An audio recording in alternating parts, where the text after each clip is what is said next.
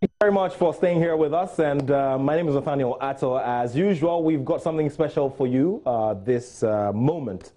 Now, some weeks ago, this man called Richard Commey went into the United States of America and added his name to the list of marquee boxers by winning the IBF Lightweight title against strong opposition in Isa Shaniev from Russia.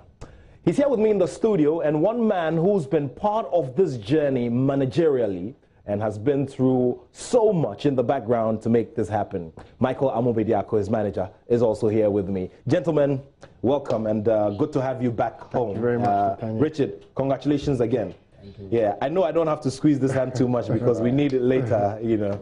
Yeah, but good to have you guys back home. Tell me about the welcome at the Kotoka airport. Were you expecting it? How did you feel when you got out and you saw the people? This is amazing, and I expect something like that, and it happened. So, it happened. You know, I look forward to what I want to see. I see. So you know, it's cool, and it's good to be back home, sweet home. Yeah. You know, I miss these guys, and it's good to see them in their now. Yeah, and I saw you doing some Logo and stuff as well. You know, that's the way I am. That's me. Yeah. You know. Yeah. I mean, it's me, so I got to be who I am. Yeah. There is only one Richard Commey. Congratulations again. Thank you. Look, it's been a tough journey. It's been a long one. Before I come to you, Michael, let me get into your mind that final hour between the hotel and the venue. What was running through your mind? Man, the thing is, not again. I don't want what happened. I mean, 2.5 years ago with Easter. I didn't want to happen again. So in my mind, man, I look back and I know people back home, people are expecting me to bring the title, and I've even, anytime I call Mike, I tell me, look, Mick, I need to bring this home. I need to bring this home. So that is in my head from, you know, even from the day that the fight was announced, you know. So I don't wanna let my people down again. That's what's in my head, you know. So I finally get in there and do what I had to do. And then who was the last person you spoke to on phone, for instance? The last person before your fight? And what did you discuss with the person? Man, you know, every second I try to call Mick. You think we're gonna do this? He was far away from you? Yeah, I called my mom. Like, no, he was in the hotel. But I called my mom and told her, my mom was like, man, me I'm on, can I you? And then I called my girlfriend Sabana. Mama Florence. That's right. Okay, yeah. You know. Yeah, but we need to hear the other side because a lot of people are interested in that bit. Your girlfriend, Sabina, she's called. Yeah. Okay, you spoke to her as well. Yeah. What did she tell you? Man, you've already done it, so just go there, enjoy yourself, and do what you have to do. I see. I see. Right, that's cool. Interesting stuff there. Yeah. Michael, it's been a long journey. I mean, from going to the WBC, pushing for the international title. Recently, I saw you put a post on social media talking about, you know, I mean, and it was an old picture of yourself and Richard and how you guys have been through several storms up to this point. Tell me, I want to go into your mind as well. Yeah. For you, it was when the first bell rang. It happened so quick. I mean, first and foremost, I always enjoy watching Richard fight. Okay. You know, sometimes you can get nervous and anxious, but the way Richard fights, it's always a pleasure to behold. So my first and foremost thought is, I'm going to enjoy this. And I know Richard's mindset in terms of his training, in terms of his discipline, in terms of his application. I've got nothing to worry about. Richard has never, ever let himself down, or let me down, or let Ghana down in the ring. Richard today should be an undefeated fighter. Only because of politics that he isn't, but he should be an undefeated fighter.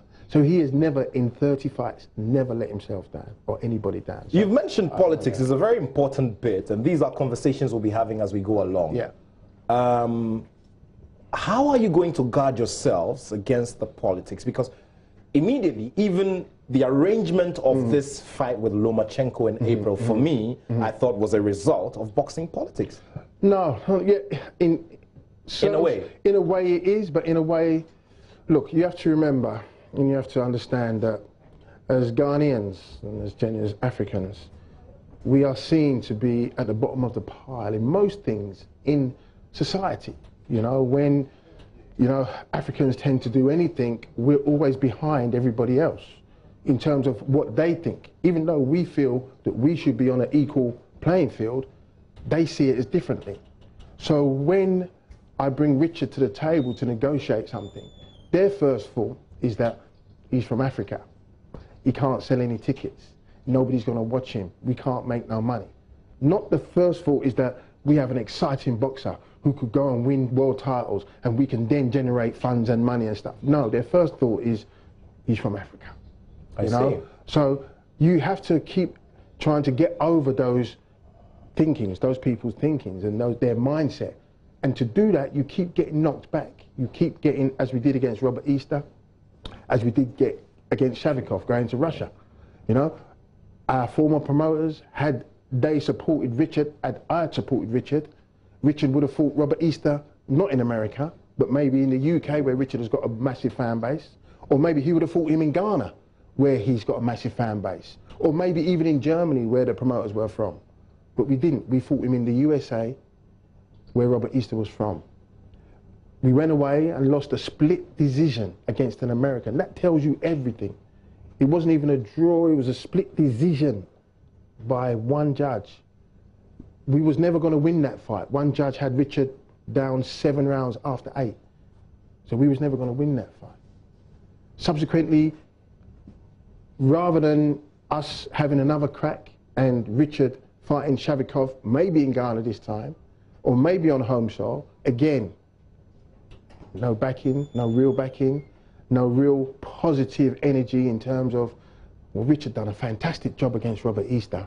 He's someone we can invest in because we know what kind of performances that he So talk about that. Commercially, what's going to happen? Because look, millions of people here in Ghana would love to watch Richard live and feel that he's fighting here at home. What are the possibilities like going into the future? The possibilities are great. What Richard has to do, in order to overcome those stigmas now, Richard has to establish himself in America, where he has done a fantastic job in really being a superstar overnight.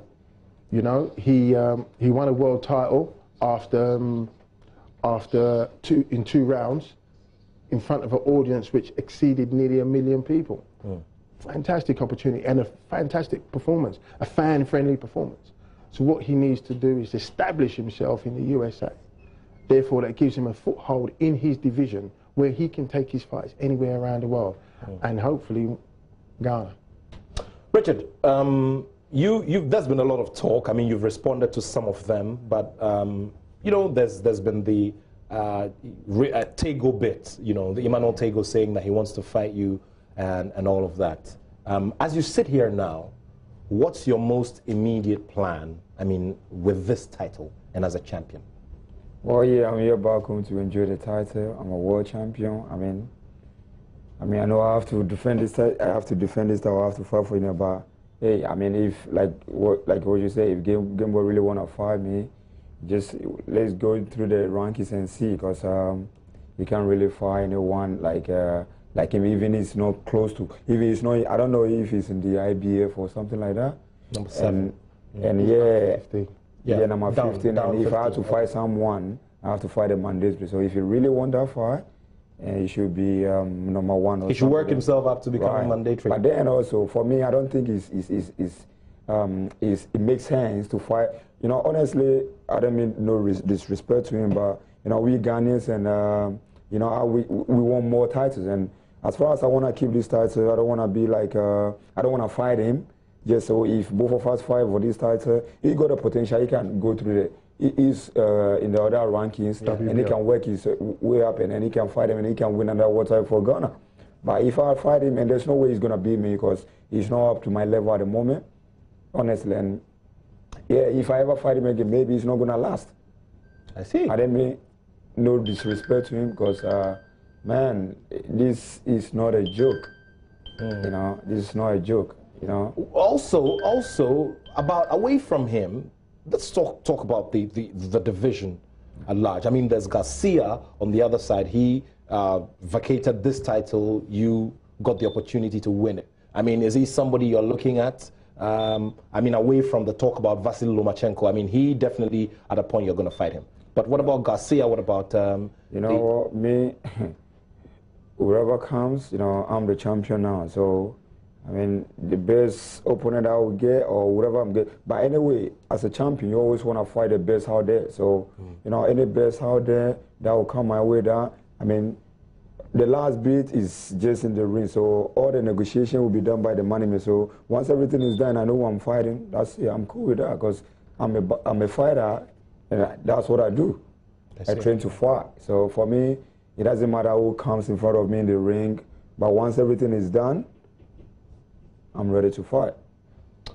How's your hand feeling though? Oh yeah, I got 3 weeks, so I'm just resting it a little bit. So I got about 6 weeks for it to heal, and then once that is healed, I'll know when we'll start training. I mean, we'll start punching, and then we'll get back. I mean, we'll move on from there. Okay, and there's a lot of options for Richard. Richard is now a household name in terms in America and in Ghana, obviously, because he's the lightweight champion of the world. So there are a lot of options for Richard. Obviously, the Lomachenko fight can't happen because of Richard's injury, and he has a mandatory with, I believe, Anthony Corolla of the UK.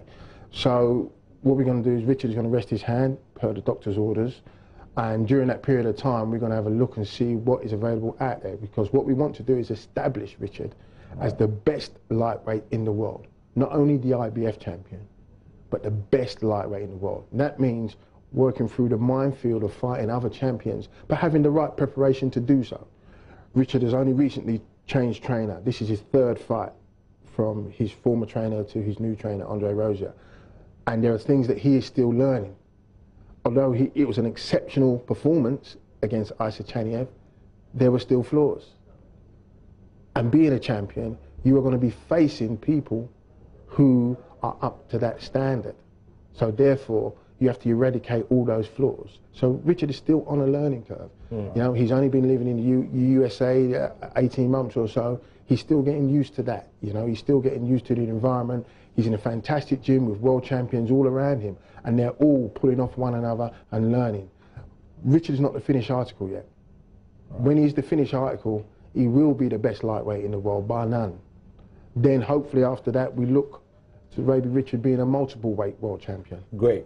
Great stuff there. Richard, I mean, so far in your career, you've lived without controversy, you've been smooth, no trouble with you. I mean, the only thing that we saw close to controversy was that with your former trainer. Right. Have you had a chat with him since? I see, but this is the person who, I mean, he gave you a foundation in the sport. Right.